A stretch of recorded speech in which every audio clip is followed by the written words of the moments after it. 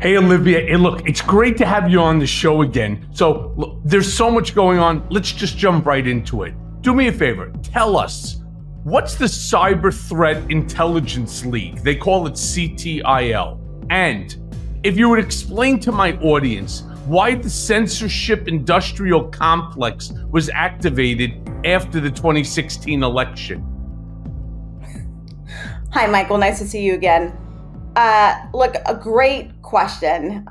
This is a whole effort that has come up before the Weaponization of the Federal Government Committee, as you know, that Jim Jordan is chairing. I was not a member of whatever Justice League this is, as you might want to call it, at the time, and I was in government for 20 years. But it seems that there is a theory out there where they believe that the government has been basically in cahoots with the social media companies, has been bullying them, has been intimidating them into censoring conservatives on social media. That is really what's really driving behind this, is that is the belief. And they've taken emails from people, they've taken conversations, chats, I guess.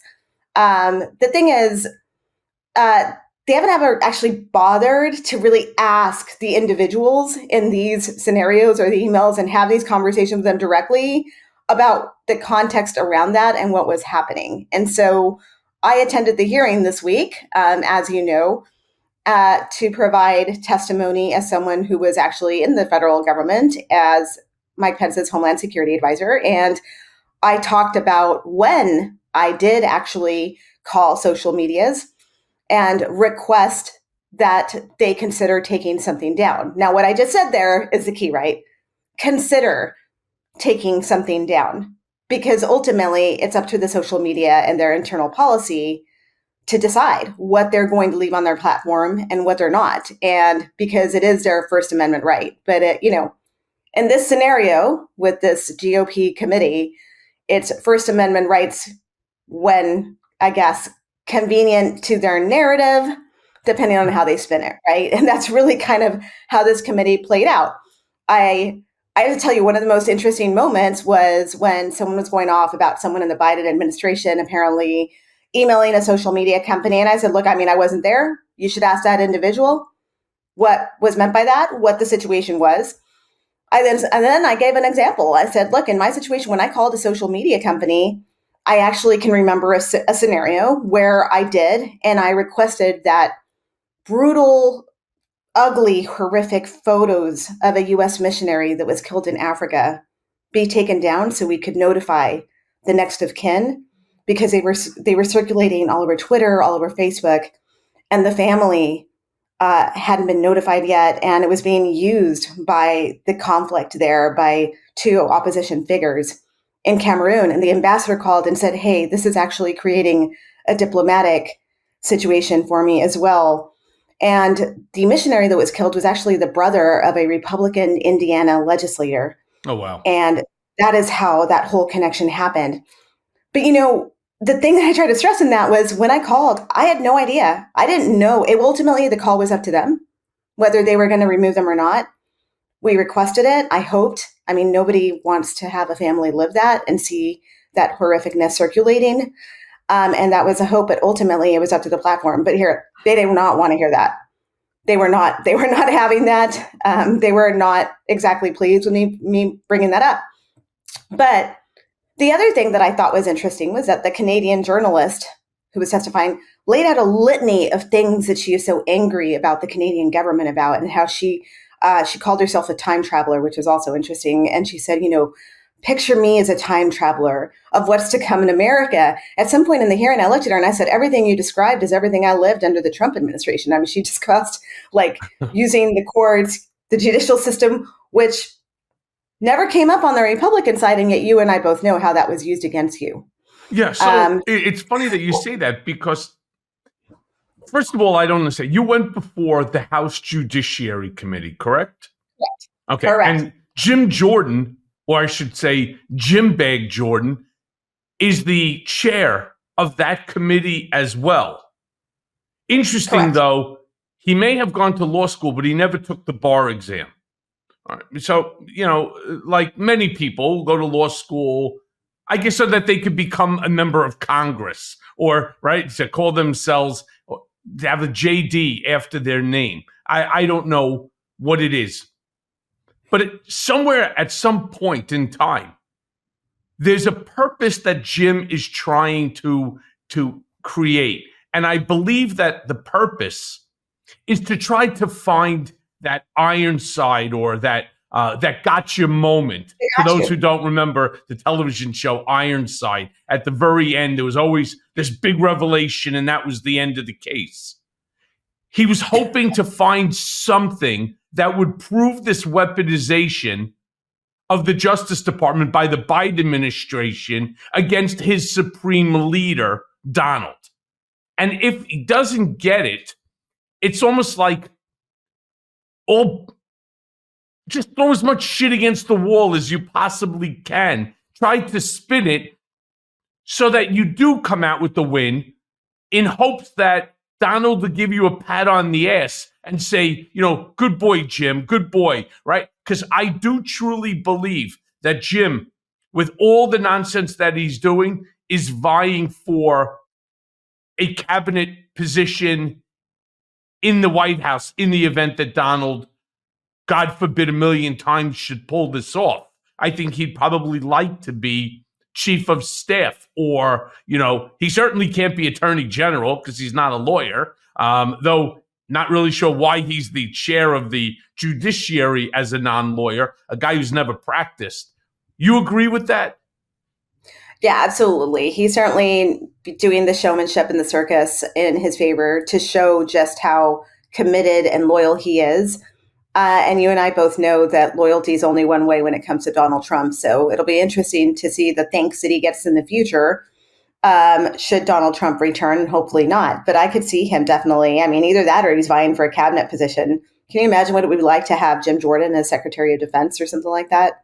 I can't imagine Jim Jordan is the chair of the judiciary or any of these other committees that he's sitting on. I don't understand this guy at all. But I want to talk for a moment about the so-called Twitter files, right? And the fact that why even did Jim Bag Jordan drag you?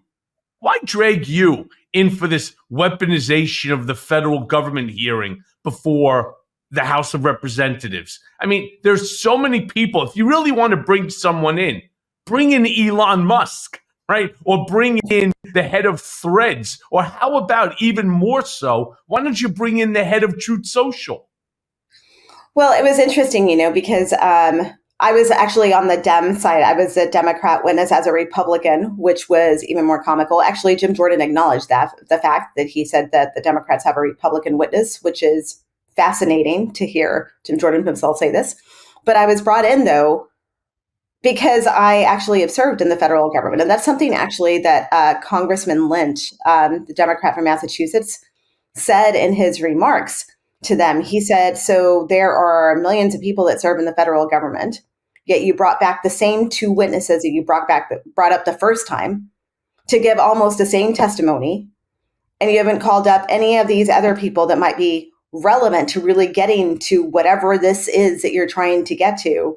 He's like, except for they had me, who the one person on that panel who actually served in the federal government, who was trying to explain at times when the scenario was played out, what happened. I talked about terrorism, by the way. I talked about the fact that terrorist use of the internet was often a subject of discussion. We had roundtables with social media. But even then, the discussion was well, in the United States, we have the First Amendment, and we are limited in how much we can advocate, even when it's a violent live streaming, like the Christchurch shooter, right? He live streamed that event. It was horrific. And that kind of propaganda also leads to other potential violent events. We saw the mass shooting in El Paso where the shooter referenced some of these theories. We saw it at the Poway Synagogue in San Diego, where he actually referenced a Christchurch shooter. So these are the things that I was trying to bring to the table and say, if you actually want to have a real conversation about internet and social media, we can talk about this. The other thing that I actually raised, Michael, was let's have a serious conversation about weaponization of the federal government. And I went down just a few of the things that Donald Trump did in his presidency and said, this is what the future looks like. Whether it was withholding disaster relief from a state that did not vote in his favor, a blue state per se, like California, withholding wildfires assistance. I talked about the travel ban and how they try to override intelligence assessments. I know that because I was on the receiving end of them bullying and trying to push their false information and trying to include it in assessments. That's not how intelligence works. And, we talked about the censoring media. Donald Trump has been calling. He still said he's coming after MSNBC. He recently said that, right? He called for the death of the chairman of the Joint Chiefs of Staff. That's the real weaponization of the federal government against the people. And as you know, I mean, you have dealt with this yourself, where the Department of Justice has been involved. In your scenario, I think, there are other situations where the Department of Justice was pulling people's phone records, journalists' phone records. Remember that scenario where they pulled those phone records? I mean, what is happening here? That is an authoritarianism kind of event. Yeah, but I don't think there's anybody else other than me in this country so far, and I use that word so far, who was unconstitutionally remanded to prison because I refused to waive my First Amendment constitutional right. I mean, the fact that they're going in and looking at phone records, it's Putin-esque. I mean, it's exactly what, a Kim Jong-un or a Mohammed bin Salman does. These are, as you stated, absolutely authoritarian ideas. And this is how they conduct business in their country. And what I don't understand is, I get what Jim is trying to do, and I understand you being a Republican brought in by Democrats, of course, has to upset him, because anybody that tries to change the narrative of what they're trying to effectuate is clearly the enemy, right? I just don't understand. There are many people, and this is not to take anything away from you. In fact, you should be honored that, that they decided to bring you back to talk about the same thing. I just don't understand. If you really want to talk about social media, why not bring in people from social media? I mean, that's not what you did for the federal government. That wasn't your job. No, I was a Homeland Security and Counterterrorism advisor. I was worried about bad things happening to people, things going boom around the world. So here to bring you in regarding, hey, let's bring Olivia in to talk about, Twitter and social media and using that to weaponize the federal government. I mean, I don't even understand. Did Jim Schmuck Jordan, did he provide a single document or a single piece of evidence that would even justify the committee having this hearing? No, they did their showmanship. They pulled up, actually, I know Rep. Massey pulled up a tweet. He lost me in his rant. I think I actually was responding to him. I thought he was referring to a previous comment, which I think they've now distorted and taken out of context about me. But what it was is that he basically he held up a tweet that he would put out. He's oftentimes the spreader of misinformation and disinformation on COVID, which is what he did quite often. And that's for Rep. Massey. And he would put it up. But the examples that they gave, some of them actually never got taken down, which was even funnier. That was the irony. They were talking about these posts. And then the interesting part was Congressman Dan Goldman comes back and he's like, you're talking about a scenario that actually ended up never happening. They reviewed it. The social media didn't take it out. So, I mean, this is the kind of ridiculous and circus. But it doesn't matter, Michael, because he got the sound bites. Right. I didn't bother to check what was going on in OAN or Newsmax or Fox News. I'm sure I've been, trolled. I've certainly gotten the phone messages. It doesn't matter because they got the sound bites. And I say that because I got a fascinating voicemail from this lady. You know how it is. Oh, Those are always the most interesting voicemails. The interesting thing in her voicemail this time was that she actually, I feel like I should play it for you. She actually talks about how they're going to come after me. legally. And she's well, that's because they're again following Trump's stupidity. Exactly. And what she's doing is she's looking at the fact that he sued me for $500 million. Of course, didn't have the balls to follow through with the lawsuit. But, this is what they do. They then bombard you with litigation. Look, Dan Goldman is one very bright guy. I mean, I've had many opportunities to have, spoken with him when he was involved with the impeachment and with some of my hearings that he took the lead as counsel, as counselor. But it's funny because even when I sat on the stand for the Attorney General's case, I remember like Alina Habba sitting and saying, "Well, when you were convicted," I said, and she goes on and blah, blah, blah, blah, blah, and she's yelling and screaming, and she's like, "Yes or no?" And I'm like, "No." And she goes, "Wow." And I'm like, "No." So she goes, "How could you say no?" I'm like, "Because I was never convicted. I pled guilty to a one-page information on a Monday after being notified of it on the previous Friday, 48 hours in advance." And then the audience that was there, they started to chuckle because they don't give a shit about the truth. Truth and Donald are they're polar opposites. All they want, as you said, is the soundbite. Yeah, absolutely. And when the interesting part is they were frustrated by me when I pointed out some of the examples about Donald Trump and talked about Donald Trump. They were like, "This is not a committee on Donald Trump." Several of the Republican members said that. But I wanted to say, but it should be if you're talking about the weaponization of the federal government, which is why I was talking, because I was like, I live this. I saw this firsthand. If you really want to talk about this in a bipartisan way, let's have a serious conversation about the current leading Republican candidate for the GOP nom and what he did and what he is planning to do in the future with the federal government that is unlawful, that is unconstitutional. But, and by the way, the funny thing is that wouldn't even be you making up hypotheticals about what Donald intends to do. All you are doing is regurgitating what he has already said. He's going to rewrite the Constitution. Not Michael Cohen saying it, not Olivia Troye saying it. That's Donald saying it. The first thing he's doing is rewriting the Constitution. Another thing he said is that he's going to change the tripartite system of government. No more judiciary.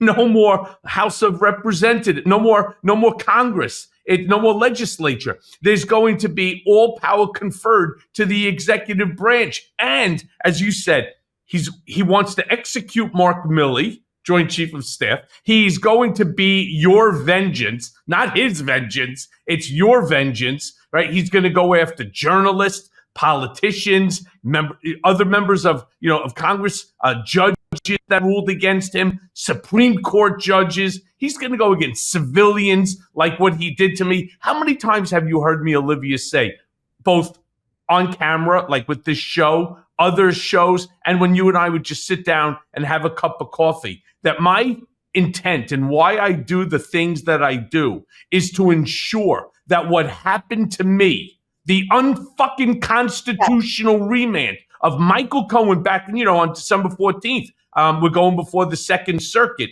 here in New York. The unconstitutional remand of me back to solitary confinement because I refused to waive my First Amendment constitutional right. It's already being taught in law schools. It is not Joe Biden who did this. It is Donald Trump who did this. And I don't want to see what happened to me happen to anyone else. It is miserable. The PTSD you suffer, the anxiety, the stress, the shredding of your soul from it. It is everything opposite of what you started to learn in 3rd grade, 4th grade, 5th grade about United States Constitution and constitutional rights. He's going to strip us all of them. Yeah, and he's going to have an entire government of loyalists. This show is sponsored by BetterHelp. Give online therapy a try at betterhelp.com/Cohen and get on your way to being your best self. And because the end of the year is always tough for me, especially the past few years. I struggle with seasonal blues, and most probably because of PTSD I developed over the past 5 years. The stress it has caused me and my family can only be described as overwhelming. So this time of year can be a lot, and it's natural to feel some sadness or anxiety about it. But adding something new and positive to your life can counteract some of those feelings. Therapy can be a bright spot amid all of the stress and change, something to look forward to make you feel grounded and to give you tools to manage everything going on.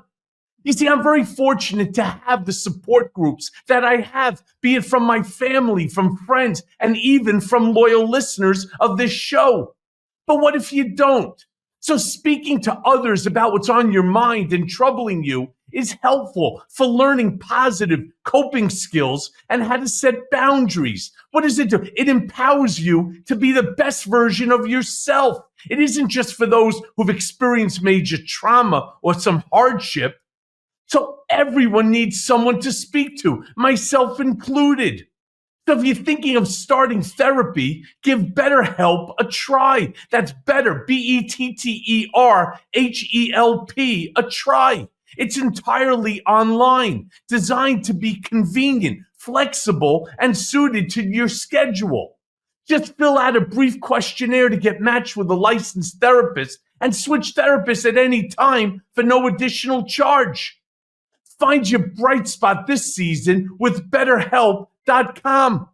So visit BetterHelp.com/Cohen today to get 10% off your first month. That's BetterHelp, HELP.com/Cohen. Given what they have planned with Project 2025, which I'm sure you're familiar with, Yes. the Heritage Foundation, which is frightening. If you go through and you read through that, it's frightening. And the reason it's even more frightening to me, Michael, is I know the people that are writing it. And I also know that some of these people were in the Trump administration, and I know what they did, right? And the thing is that they've learned from that round one, and they learned and they have perfected their craft, which is why this is so dangerous, because I know that every day you wake up with purpose and you are out there and you are warning people that what happened to you, you're trying to prevent that from happening to others.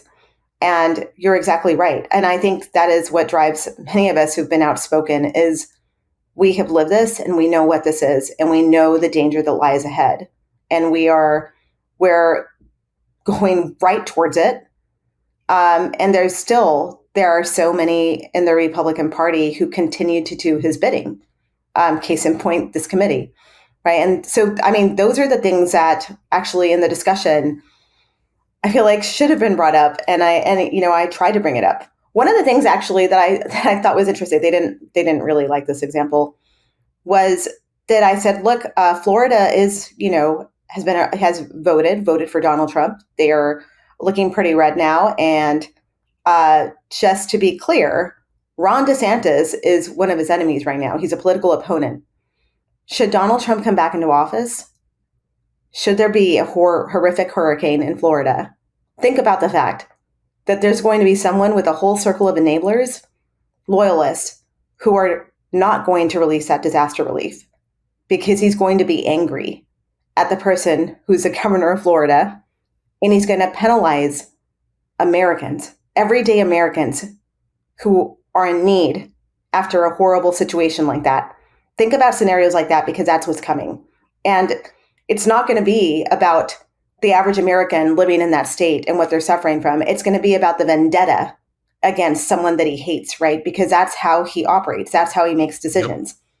Yep. I mean, that's why he didn't allow the California wildfires for disaster relief. It doesn't matter. It doesn't matter about the citizens, even the ones that voted for him. It's the fact that his anger, his hatred towards Ron DeSanctimonious, right, is so great that he's willing to punish the entire state of people in need simply for his own gratification. That's the epitome of a narcissistic sociopath. But I want to then move on and ask you this. You think that journalists and supposed free speech advocates like Michael Schellenberger or Matt Taibbi are being honest with the public? What's their angle as you know it? I mean, it seemed like they had a very one-sided narrative where they have, pulled certain documents and treasure troves where they believe that they can say that they can show this weaponization that happened, and they are adamant that there is censorship. And they try to flip the script on everyone. They try to claim that they are the big believers in free press. When pressed, actually, it was interesting. They were questioned and said, "So, how do you feel about terrorism? You think like what Olivia talked about? Do you think that do you think those images should stay up? If you're a believer that everything should stay up and we should not be censoring anything, then what's your argument for that? Are you okay with these violent acts being out there? Are you okay with supporting terrorist propaganda, foreign terrorist organizations on social media? Is that freedom? Is that First Amendment? What is that to you?" And of course, then they got a little bit like, no, we don't support terrorism. But they had just argued the complete opposite of it should be completely free and open, and that it's targeted and all of that. And so it was just interesting to hear that. I heard one of them, they were advocating for the abolishment of CISA, a department at the Department of Homeland Security. And I kind of wanted to be like, you idiots. I was like, you don't even know what CISA does, clearly. You don't understand that they actually work on critical infrastructure protection, which, by the way, protects, when there's like the hijacking or cyber attacks on gasoline companies or things like that, like electrical grid. Like these are grids, right? Power grids, right? I mean, so you're going to abolish an agency that works to protect us from that works with the Department of Energy. I mean, that's your plan because you are adamant that there is this cyber army that's in cahoots, coordinating that is anti-conservative voices and Republicans. By the way, they kept stressing that they are now, they're two Democrats, former Democrats, trying to help this scenario because they feel so terrible that conservatives and Republicans are being censored. And I'm like, it was just, who are they? I mean, I'd love to hear all of this. Did they say who these people are? No, they went down the list. I mean, some of them, like Rep. Massey, I will tell you, went off on me, and he said, "So you believe members of Congress should be censored?" That's not what I was saying. But I will say, I was thinking to myself, if you're spreading, why not? But Olivia, I'm sorry, but why not turn around and say, yeah, there are things that even members of Congress should be censored. For example, promoting the big lie. How about censoring that one? All right. How about that one? Or how about, and since you're a Republican, I, of course, being a Democrat, I would have turned around and said, or promoting Hamas, a terrorist organization. How about censoring that? Would you not say that is something that members of Congress should be censored on? I mean, that was a thing. That would be having an honest conversation. A productive conversation. Productive, for sure. That's not what this was. Right. Yeah. Well, look, and on top of that, I would have also thrown in, what I'm sort of reading into your question is more than just the free speech. And so it's also a term that a lot of members on the right side don't particularly like to hear. And that word is called transparency. So if hypothetically you're so into free speech and everybody being able to do and say whatever you want, Hunter Biden wants to appear before a congressional committee, unlike the chairman of this committee, by the way, who refused the subpoena, refused to testify, but that's not really, that's a whole nother story. However, he wants to be transparent. And if I can do it again, I'll do it with air quotes. Transparent, right? That doesn't seem to be what your side of the aisle is interested in. How do you distinguish the two? No, it's complete lack of transparency is what it is. And it's I would say also at times it's transparency of convenience, right? But You there nailed hasn't it. been a real discussion on that. So I mean, it just goes to show that this is ongoing. I mean, look, they held George Santos finally accountable this week, right? That Yeah. was unbelievable. That was incredible. I would say that George Santos is basically Donald Trump. Donald Trump being 10 million times worse, but did all the things that Trump has done, right? Somewhere along the way, cheated, bribed, stolen, lied, whatever. We all know. So, but there's been no accountability. Why? Because they fear him and they're loyal to him. They didn't fear George Santos. Right. That is probably the only reason that they held him accountable, is that they didn't fear him at all. Yeah, very, very true. So, look, I want to go back to Jim Bag Jordan again, because I really have disdain for the guy from literally when he was the assistant coach of Ohio State, ignored the charges that of sexual abuse to his, to his athletes and so on, and all the way to when I appeared 7 times before congressional committees. Most people aren't aware of that. I testified 7 times before Congress. Only once was it public. But what kind of a leader would you say that Jim Bag is? Because he was supposedly going to be the guy, right? The guy without the jacket who was going to unify the Republican Party. In your opinion, how do you think that's going for him so far? No, he is one of the worst, right? He represents probably the worst that MAGA is. He's like the poster child for it. And I think he's dangerous because I think he does these sham committees to help spread their own propaganda and fulfill their own agenda and loyalty to Trump. I think he's one of his henchmen. We saw what he did on January 6th. We know he was like one of the main leaders for that. We saw what that led to. We saw the violence that it led to. Yet nothing has been happened to Jim Jordan, right? I mean, nothing. There's been no accountability for him. In fact, I think he feels empowered. The only thing that happened is that, thank goodness, he didn't get the Speaker of the House, right? Thank goodness. Can you imagine him? Which just goes to show you he's not nearly as popular. He's certainly not a unifier, but he's not nearly as popular with the party as he thinks he is. He might be popular with Donald, but see, here's the thing that Jim doesn't understand. And Jim, since I know that you listen to the show, let me sort of give you a little bit of advice. While you're sitting there and providing fealty to Donald, 100% loyalty, because you've made a complete asshole out of yourself again and again and again. When push comes to shove, the only thing that's going to get pushed under the bus is going to be you. And the guy standing behind you, pushing you underneath that bus, is going to be Donald. And then you're going to turn around and you're going to bang yourself in the head and you're going to say, what the fuck was I thinking? I've seen Donald do it to everybody, everyone, from Michael Cohen to Mike Pence to Mark Meadows. He wanted Mike Pence to get hung. Who do you think you are? You think you're special? You're not special. You're disposable. Yeah.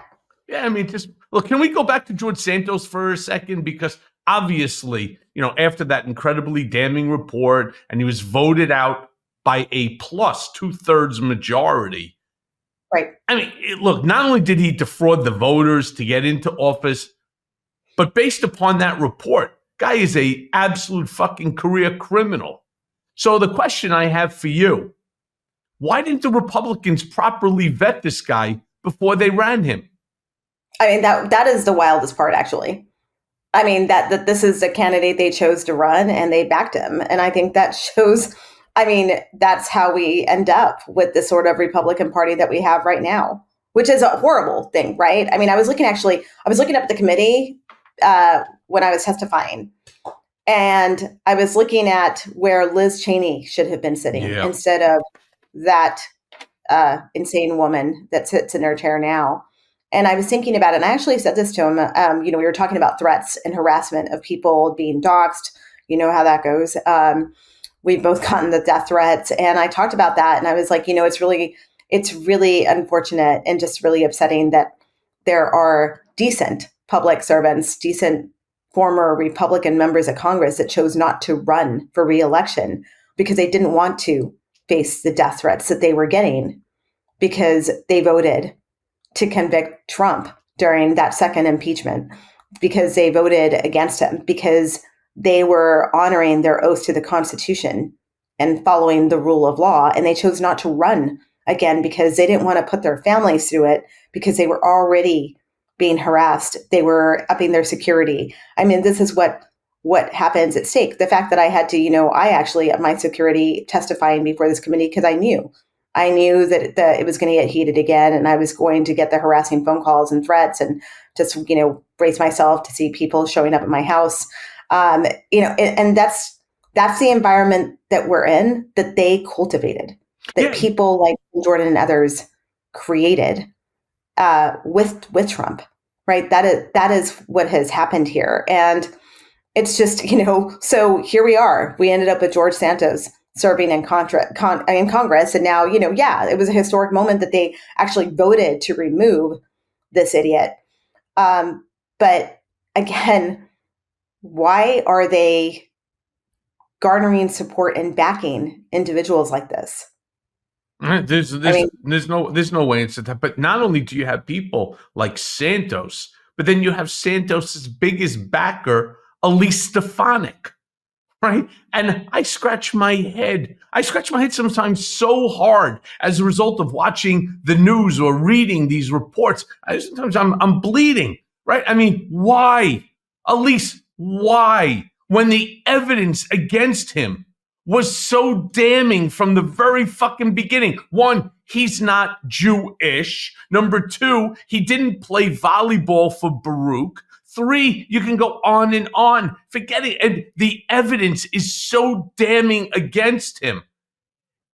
No normal person, no reasonable person would turn around and say, hey, I got to back this guy. I mean, you're so right when you say, like, you look at the seat that Liz Cheney, used to occupy, or Adam Kinzinger, right? I mean, for God's sakes, Adam Kinzinger was a veteran. He's a guy who put his life on the line for the country, and because he wouldn't go along with the big lie. And what did Trump do? They went out against him, and his base was strong enough within which to get the guy removed. I mean, right. And so instead, what do you get? You get Elise Stefanik. You get the Matt Gaetzes. You get the George Santos. Give me a fucking break already. I mean, this is who America wants to have that congressional pin. It's almost like a joke. Yeah, and it doesn't just harm the citizens in that district, right? The Americans in that district, or the constituents in that district. It harms all of us in the end, because these are voting members on legislation, right? Things that are going to impact the entire country in many ways. And you have this like delusional guy, this criminal crooks sitting there and doing this. But, I think what they saw was opportunity. They back him, another opportunity to manipulate an individual that's going to do their bidding. Those are the kinds of people that I think that they want. Those are the kinds of people that they are going to back in future elections, right? That where they think that they can control them, they're going to follow the party line, even if it's, sedition, conspiracies, whatever it is. They want loyal soldiers in the Republican Party to run for Congress so that they march together. And that is one thing that the right does very effectively, I'll say. They band together, and it's very hard to break through any of their messaging because it's a machine. They work closely with the right-wing media, the far-right media, the RNC gets involved. It's one big machine that rose together. Okay, but since Trump won the election in 2016, he has basically been the catalyst of the party losing race after race after race. I mean, which is insane. Which is insane, right? So my question to you is, why do you think that the Republican Party hasn't quit him or Trumpism yet? Instead, they stick with him.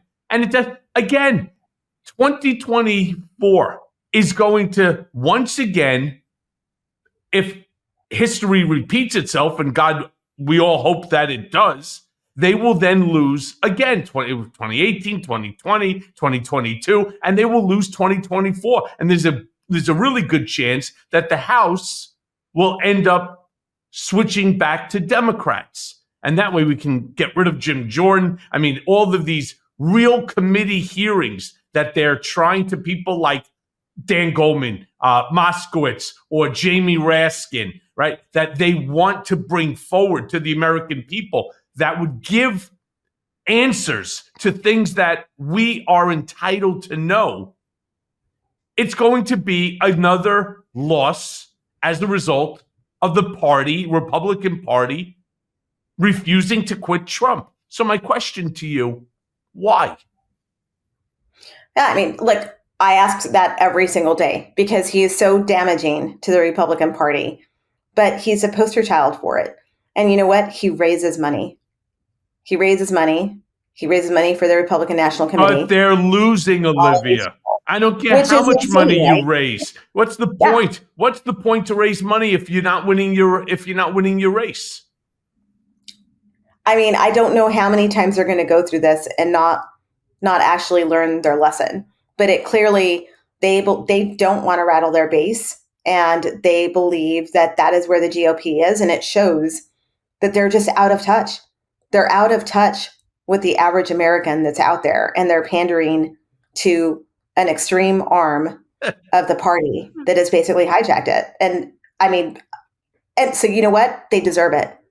They deserve to lose. Great. So they have money in their coffers, right? They have money in their coffers for Botox, OnlyFans, right? Hermes, and whatever else the guy ended up buying, for himself. But you're losing your race, or right, you're going to start. I think you're going to see more people like Santos get tossed out. But the funny thing is, Olivia, you and I both know Donald better than the average person, and the funny thing is, Donald legitimately has no regard for his voter base. In fact, again, I don't want people to think, oh, it's Michael Cohen making shit up about that. Here's what Donald said about this specific voter base.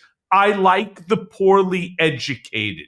It is a slightly nicer way of saying I like stupid, uneducated people because, right, he could pull the wool over their eyes.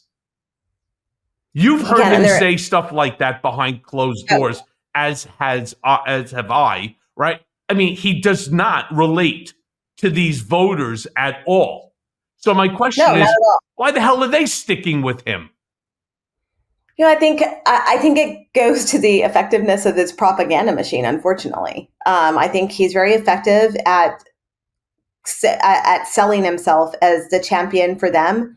I think they like the renegade. I think they like the fact that he is like, damn everyone. The deep state narrative is very effective with these people because they're angry at the government for whatever reason. And he uses these types of things. But the sad part is he has such disgust for them. And he expresses this, right? Like so many people that have worked for Donald Trump or been around him, we've all heard what he says about these people. And he really just detests them. He wants nothing to do with them. He doesn't want to be in the room with them. But yet they feed his ego though, right? That's what they serve. And so it's like this bizarre thing where he has this army of followers that he can't stand. He wants to never really be associated with them. Do you think he doesn't want these people down? He doesn't even want to shake their hands. He walks around with these alcohol swabs after he touches them. So look, Olivia, I have disgusting people. His words, disgusting. I have like two questions really left for you, and this is one that deals with your old boss because I really want to talk about Mike Pence for a quick second here. He is likely to be a star witness in Jack Smith's D.C. election interference case. It's set to begin in March. And that, of course, interferes with the case I'm supposed to be a key witness in, and that's the Manhattan District Attorney case. But now that Mike Pence is not running for president, You think that he'll finally tell the entire truth about Trump, or is he going to continue to be selective in what he says? Is he going to continue to try to protect his old friend, which, as you know, Donald never considered Mike Pence a friend. Yeah. But do you think that he'll finally come clean, tell the entire truth about Trump? I think under oath, especially, I think he will. I think he'll tell the truth. I would hope. I mean, I don't know that he has anything more to lose. He didn't, succeed in his run for the GOP nomination. I think that was part of the reason that he withheld a lot of it. I was really disappointed in the fact that he didn't. That he wasn't more outspoken about everything in the lead up to January 6th and the aftermath of it. That has been one of the things that I felt like he could have changed the trajectory of the way things went in the Republican Party. And I think we'd be in a better place as a country. And so I hope that he will. I mean, it's been awful just to kind of see, quite frankly, some of the cowardice of Mike Pence. Although he did do the right thing on actually that day certifying the election. I don't give him as much credit as some people do. Yeah. But it's but it is cowardice to say that he was worried about hurting Donald Trump. I think there's reporting that just came out this week about that and how he was concerned about it and crossing. I know that he was scared of crossing Donald Trump. I saw that multiple times, but it just goes to show sort of the dynamic of these individuals with Trump and why they live in fear of him. Can I jump in and say something, Olivia? Because I so agree with what you're saying. Mike Pence could have been a transformative figure for the Republican Party. Early on, there are things that he obviously knew that were going on, did absolutely nothing about, and there comes a point in everybody's life, mine included, that you have an epiphany and you move past whatever that you have done for whomever you have done. He could have been that transformative figure, not just for the Republican Party, but for America. And I think the fact that he has not done so, for me, it kind of makes me think that the GOP is beyond repair. Well, I certainly don't see the GOP going back to traditional conservatism anytime soon. No, I think I think the old GOP is dead. And the new GOP is unfortunately Trumpism. So look, Olivia, my last question to you, it's an easy one because it's about you. You've been elected to be and congratulations on this, by the way. So you've been elected to be the executive director of the 97%. So for my listeners, all right, what is the 97%? What is the mission? And how can people get involved? Because I know if you're involved in something, that it's got to be big.